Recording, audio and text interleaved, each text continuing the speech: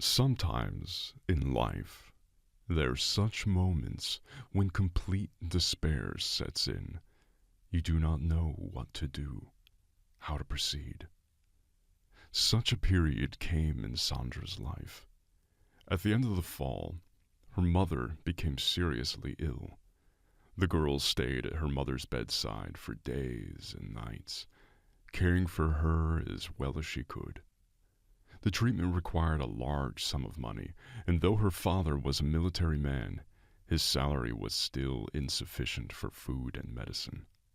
The medical expenses were such that the family could barely survive, but no one ever complained. They all wanted only one thing: for their mother to get better as soon as possible. Of course, anyone can say that there is always a way out of any situation. There was one even now, but Sandra did not agree to use it. The girl's friend Laura offered her a well-paying job, but behind the good sum was something awful, which Sandra considered extremely indecent and immoral. About $100,000 was needed for treatment, and as soon as possible. In that moment of desperation, Sandra gave up and dialed Laura's number. Holding the phone in her hand, the girl took a deep breath and pressed the call button. The ringing tone was unbearably slow, and finally an answer was heard on the other end. Hello, Sandra. Hi, what's up? Hi, Laura. Remember you offered me a job? The girl was silent for a second, as if remembering. Then she almost squealed happily into the phone. Of course, good for you. It's better for everyone, believe me. And there's absolutely nothing wrong with this job, Sandra. Oh, I hope so. The girl felt a chill run down her back. Do you still have an opening there? There's always room for you. Okay. Thank you, Laura. You're welcome, friend. I'll meet you tomorrow at the address. I'll text you. The next day, Sandra arrived at the address Laura gave her. It was a modeling agency. She spun around for a while in front of the modeling experts, who evaluated her appearance, took pictures of her portfolio, and in half an hour she was signing a non-disclosure contract. The girl was full of doubts, but still signed the contract. But she wasn't supposed to be a model. What she was supposed to do was called an escort service. A couple of days after she got the job, she got her first call from her boss. Sandra, a wealthy man really likes your photos. After these words, the girl began to tremble. Tomorrow night you'll have to accompany him to an event. He has already paid us for your services. You'll get some of the money later, but he can still tip you if he likes you a lot. Is that clear? Forgetting that her interlocutor could not see her, Sandra nodded silently. When she came to her senses, she muttered, "Yes, I see. Fine, put on something decent." Frankly speaking, Sandra was afraid. It was her first time in such a role, and the fear consumed her even more, except that there was nowhere to retreat. After talking to her supervisor, the girl dialed her friend's number. "Hi, Laura, listen, a man likes me and he wants me to escort him to an event tomorrow." "Oh, that's great." "What's great about it? I'm terrified." "Don't you worry so much. No one will touch you. It's all within tolerance. The agency always takes care of it." "I hope so. Let me take you where you need to go tomorrow. Unless, of course, it would make you feel better." "That would be great." "That's the deal. And stop worrying already. Better find some self-confidence. And remember, it's all for your mother's sake." "You're right." Sandra nodded again. "Thank you very much." "You're welcome."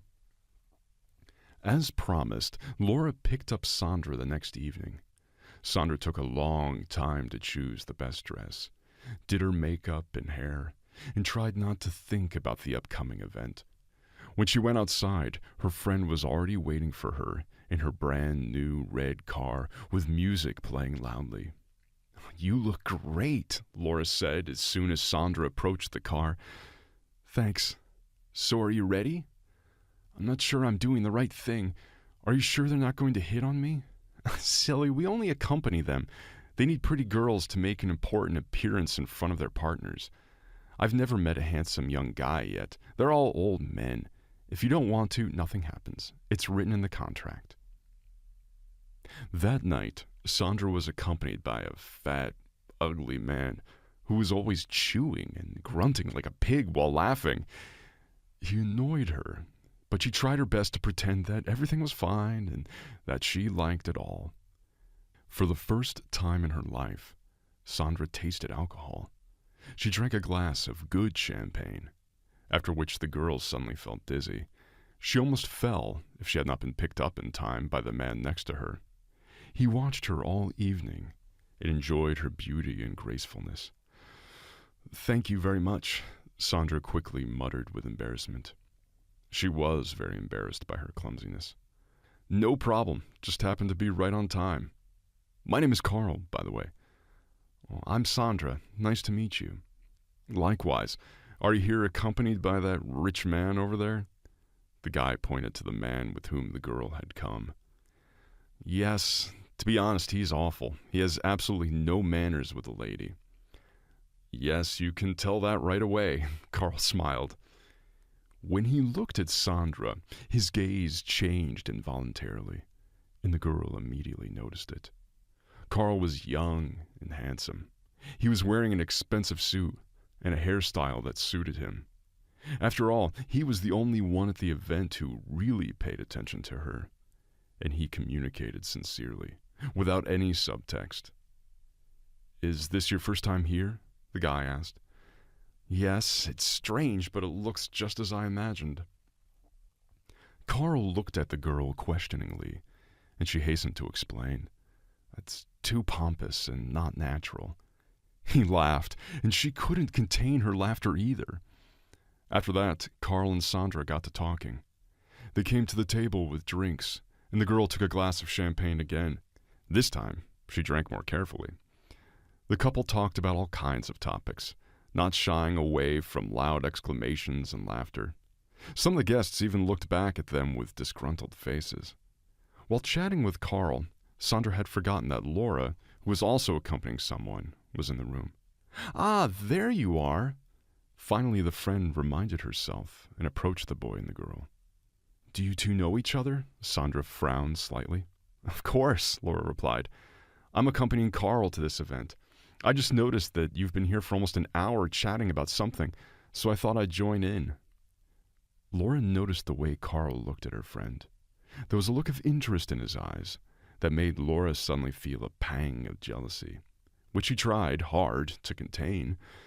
For the first time in all her work, she was lucky enough to accompany such a handsome man as Carl. And he wasn't even paying much attention to her. He was giving it all to Sandra. Laura was beginning to think that if she and Carl were lucky enough to meet, she'd be lucky enough to do something else. But that didn't seem to be the case.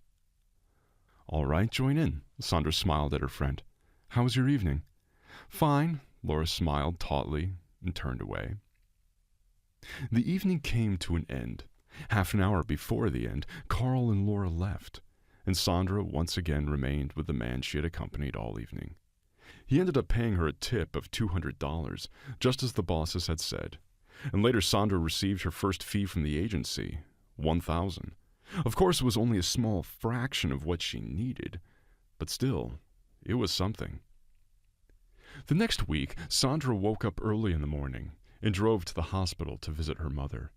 She put all the money she had earned during that time in an envelope and put it in her bag. She wanted so badly for her mother to live a new, full life. But the more time passed, the less she believed it herself. Sandra arrived at the hospital by 10 a.m., and the first thing she did was go to her mother's attending physician. Upon entering the office, Sandra timidly said, "Hello." "Hello. How is Mom feeling?" "Oh, no change, fortunately," the doctor replied and invited the girl to sit across from him. "But you can't delay. The sooner the operation goes through, the better." "Oh, that's why I came to see you." Sandra took an envelope out of her bag and placed it on the table. It's not enough here, of course, but it's already some part of the whole amount. Wonderful, but still, it's not the kind of money your mother needs right now. I'm doing my best to earn it. I see. Tell me, is she conscious now or not? She's asleep, so it hardly makes sense for you to go in and see her now. Sandra nodded silently. She said goodbye to the doctor and left the hospital. Sitting on a bench, Sandra cried, mentally praying for her mother. The phone rang. Wiping away her tears, Sandra reached into her pocket for the phone. Hello? Sandra, there's something going on. You're going to be crazy happy, cried Laura cheerfully. What else? At that event you and I went to, a man took a fancy to you, and now he wants to buy you for one night. He said to tell you to name your own price. Sandra grimaced. What are you talking about? I'm not going to do that. No, I'll never agree to that, Laura, never, replied the girl irritably. But this is your real chance to help your mom. Just think, Sandra. Think hard, her friend persuaded her. Sandra understood that she could never earn the money she needed any other way. $100,000 in cash. If he agrees, I'll go for it, Sandra muttered, and ended the call. Exactly 5 hours later, a tall, broad-shouldered man drove up to her house with a bag containing all the money she needed. As the man walked to the house, the girl was shaking with excitement inside. The man rang the doorbell, gave her the money, and told her she had to go with him. Can we make a stop at one place first? The man didn't say anything in response and nodded. On the way, she asked him to stop by her father's house, who lived a few blocks away. The girl rang the doorbell, and her father, who had suddenly aged over the past year, appeared on the doorstep. Oh, hi, honey. What brings you here? Hi, Daddy. Sandra handed him a heavy bag. Here's the entire amount for Mom's treatment. But how? The man looked at his daughter in amazement. How did you manage? Never mind, Dad. I have to go now. No, wait. Explain to me how you managed to get that much money. Goodbye, Dad. I really have to go. The girl walked quickly out the door and disappeared into the darkness that had descended on the city. The roar of the car's engine could be heard, and the bright light of the headlights could be seen. Sandra was brought out of town to a huge mansion. On the doorstep, she was met by a lovely woman in a suit. My name is Pamela. Follow me upstairs, honey. She smiled and began to climb the stairs. The girl followed her. The manager took Sandra to a luxurious, beautifully decorated room. Unfortunately, the master will not be in today, she informed her. He is away on business. As if in a trance, the girl nodded and sat down on the edge of the bed. The woman who escorted her out hurriedly left, and only then was Sandra able to breathe normally. All she had left now was a meeting with a customer. One meeting only, and all this hell would be over. She took a shower, lay down on her bed, and fell into a sweet sleep from fatigue. She dreamed of a happy and healthy mother, braiding her braid just like in her childhood. They chatted carefree about little things, and nothing bothered them. She felt so good. Sandra was awakened by someone's gentle touch. Someone gently stroked her hair, sometimes touching her cheeks and lips. At first, the girl didn't even want to open her eyes. It seemed to her to be part of a dream. Then she did open them. She froze in utter horror. Next to her was him, the handsome man from the party, Carl. The girl mechanically sat down on the bed, and then stood up, and stepped back as far as she could. Her heart was pounding like crazy. Oh my God, she could only utter, to which she immediately received a smirk. Surprised? I didn't know who bought me. I didn't think that it was me. Yeah, I didn't think we'd ever meet again. This is your chance, and your second meeting with me. Carl got out of bed and slowly began to walk closer and closer to Sandra. But why do you want me? You shouldn't care about that. Don't you want what I want? You will be mine, Carl muttered. Fortunately for the girl, they were interrupted. There was a knock at the door, and then Pamela's voice was heard. Carl, there's someone here to see you. Who else? Your mother. Who? The guy stretched out. What the hell is she doing here? Get dressed. The boy quickly threw on his shirt and went downstairs. From the first floor came joyous cheers, which Sandra heard muffled as she dressed. She was still in shock at her customer and at what had happened. His touch was pleasant, but at the same time too rough. What are you doing here, Mother? Said Carl somewhere below. Oh, I decided to visit my son for a while. You live here all alone, poor thing, so I thought I'd stay with you for a week. Finally, Sandra got dressed and decided to go downstairs. Carl's mother immediately noticed the unfamiliar girl and turned to her. And who is this lovely creature, son? The mother cheered. The guy stretched out thoughtfully. This is my fiancée, Mom. Meet her. Her name is Sandra. Fiancée? Carl's mother put her hand on her chest in surprise. And you're hiding her from your mother? How uncool. Come on, come closer, sweetheart. I won't hurt you. Sandra, stunned by Carl's lies, obediently approached his mother. Hello, nice to meet you. Likewise, dear. How beautiful you are. Look at you. My son has finally decided to get married. This calls for a celebration, the woman commanded. I'll celebrate without me, said Carl grudgingly. I'm off to work. Turning around, he went upstairs. So be it. It'll be fine for the two of us, won't it? Asked Deborah, which made Sandra suddenly smile and agree. I think you're right. The women really spent the whole day together.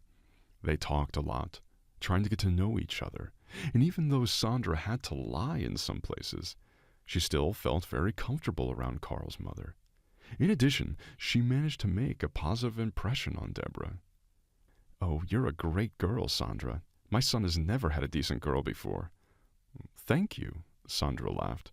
How did you two meet? At an event? Oh, how interesting. Yes, we had a very long conversation that night. Conversation sometimes strengthens a relationship the best, Deborah laughed with a wink at the girl. Carl did not return until the evening. The guy was not alone, but with a friend of Peter's. Wow, who's that pretty girl? Took off his glasses and cheered Peter. Oh, my fiancée. What, have you forgotten? My fiancée. What, have you forgotten? The guy quickly replied, stepping stealthily on Peter's foot. Sorry, I didn't recognize it, the guy grinned, trying to hide his embarrassment. You're getting prettier. Sandra, Carl prompted. Yeah, right, sorry, Sandra. The women looked at each other in surprise and invited everyone to the table. The cutlery rattled, but for some reason the conversation did not go well. Let's drink to the engagement of my son and this wonderful girl, Deborah suggested, raising up a glass of red wine. Everyone followed her example. Oh, thanks, Mom, Carl smiled. Looks like you picked the best girl of all, son. Of course, Sandra heard all these words, but that moment she was aware of something else entirely. Peter looked at her all the time, glancing over her. He was clearly attracted to her, and she didn't like it at all. It so happened that instead of one night, Sandra spent a whole week at Carl's house while his mother was visiting there. They spent a lot of time together, sometimes walking in the garden, sometimes going to some of the museum exhibitions that Deborah adored so much. Surprisingly, Carl was always gallant and polite to Sandra. He courted her, sometimes even gave her small gifts, which surprised her even more. Sandra herself began to treat him more gently, especially after the first day when she found out that he had bought her. At moments she wanted to take care of him, touch him, and even kiss him. Maybe she was imagining it, but she was slowly beginning to fall in love with him, and she hoped he was in love with her too. Sandra had to chase those thoughts away. She reminded herself that he was only buying her for one night. It was fleeting, and no, future together was out of the question. After these thoughts, she wanted to know what all this game was about. "Carl, can I talk to you in private?" "Yeah, sure," the guy nodded and got up from the couch. "What's up?" "Come on, let's walk around the garden." They went outside and walked slowly down the path, while Sandra worked up the courage to finally get the answers she needed. "Why did you call me?" "I wanted to ask you something." "So ask." The girl took a deep breath and asked, "Why did you buy me?" The guy smiled slightly and lowered his head. He kicked the stone in front of him, then raised his head again and stared up into the sky as if he were having trouble answering such a simple question. "The thing is, I accidentally found out why you needed so much money," he began to say. "Laura had somehow blabbed about it. When I found out, I couldn't help you. My father died more than 10 years ago, simply because he couldn't be saved. We didn't have that much money to help him then. Yes, I have everything now, and now I could help my dad, but there's no getting him back. And I honestly would give anything to have him by my side and my mother's side again. Look, Sandra, I wasn't going to be with you against your will. That would be too cruel and unfair. Also, you won't have to work in that awful field anymore." "And if I didn't say yes," the girl asked in a trembling voice, "what would happen then?" "Nothing. But I swear I try to find a way to give you that money for your mother. Look, my mother is leaving tomorrow for her place." He nervously ran his hand through his disheveled hair. "And you can be free, of course. If suddenly you want to stay and, well, live with me, I'll be only too happy, really. But if not, I won't even try to keep you. That wouldn't be fair." For some reason, the girl was afraid to look at Carl and say anything. If she wanted to, she could stay. These words echoed over and over in her head, forcing her to make an important decision on which her future fate would depend. They returned in silence to the house, went upstairs, and wished each other good night. Sandra went to her room, closed the door, and leaned her back against it. What should she do now? Had she really fallen in love with a man who had bought her to help her? In the morning, everyone gathered on the porch to say goodbye to Deborah. The woman hugged and kissed her son and daughter-in-law. "Live happily, my children. Be sure to call me to the wedding," she laughed and looked at the guy and the girl in turn. "Oh, of course, Mom," Carl smiled weakly, and that made something tingle in Sandra's heart. "See you later," Sandra suddenly smiled, eliciting surprise from Carl. "Let's go to the car, Mom, or we'll be late for the airport," Carl urged his mother, grabbing her suitcase in his hands. "That's it. Bye-bye," Carl's mother mouthed goodbye. "I'll be back in about 2 hours," the landlord said, looking at Sandra and Peter, then walked away toward the car. Of course, Sandra was uncomfortable being alone with Peter, and yet, except for the odd glances, he hardly spoke to her. She decided to stay. After telling Deborah about a future meeting, she told Carl that she was staying. All night long, her thoughts were occupied only by this difficult decision, and in the end, she decided to risk it. The girl decided to take a swim in the pool. The water quickly helped her relax. After a swim, Sandra lay down on the bench and covered her eyes with her hand. "Well, hello, beautiful," came a languid voice. The girl didn't even notice how Peter was next to her. She sat up abruptly and looked at him. "What do you want, Peter?" she asked as indifferently as possible. "Why are you so rude today? You've been so polite all these days, and now you've changed. I like it." "Did you want something?" "Just you, really," he grinned, sitting down on the recliner beside her. His hot hand slid down her thigh and slid sharply upward, causing the girl to twitch and slap his arm. "Are you out of your mind?" Come on, I know you like it. You're the kind of girl who literally lives for it, aren't you? I know you're just pretending to be Bones' fiancée for his mother. Don't be afraid, beautiful. I won't treat you roughly. His hand returned to her thigh again, and this time the other firmly held the girl's wrist, not letting her get away. Sandra frantically ran through her options for escape. "Stop it," Sandra wailed as Peter's lips touched her neck. "Leave me alone." "Come on, my friend won't mind, believe me." "Go to hell," the girl tried to break free, but at that moment the guy piled his whole body on top of her, completely immobilizing her. "Help me," the girl cried in tears. "Please, Carl." Suddenly someone roughly pulled Peter away from Sandra, literally throwing him to the ground. Wiping her eyes, the girl saw Carl was sitting on top of Peter and was beating him in the face with his fists, screaming with anger and something unintelligible. "She's mine, you hear me? She's mine," he shouted as he struck another blow to his friend's face. "Don't you dare lay a finger on her, you bastard." "Okay," Peter coughed blood. "Okay, I get it. I also know who she is. I'll wait." "Don't you dare talk about her like that. I love her, so get up and get out of my house.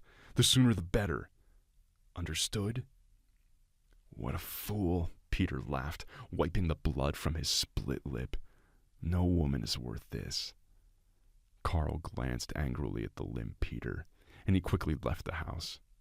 As soon as he heard the roar of an engine and the squeal of tires, the guy ran to the girl, curled up in a lump on the recliner, trembling with fright. "Are you all right?" He touched her face gently. "Did he hurt you?" Sandra shook her head negatively. "I shouldn't have left you alone with him. This is all my fault. I'm sorry, please, forgive me." He hugged the girl tightly, looking at her through her hair, down her cheek. She was still trembling with fright, sitting in his arms, but she was getting calmer by the minute. They sat by the pool for a long time, hugging each other in silence. At one point, Sandra reached for Carl herself and gently kissed him. "I love you too, Carl. I want to stay with you." A few months passed, and the wedding, which at first was a fiction, actually did take place. They invited everyone, and even Sandra's mother, who was finally able to leave the hospital and be happy for her daughter, who had saved her life. "Oh, baby girl, where did you get all this money?" her father asked Sandra in a whisper after the ceremony. "It's all thanks to Carl, Daddy," the girl smiled, looking now at her husband. "He's the one who saved Mom, and me, and me, and me, and me."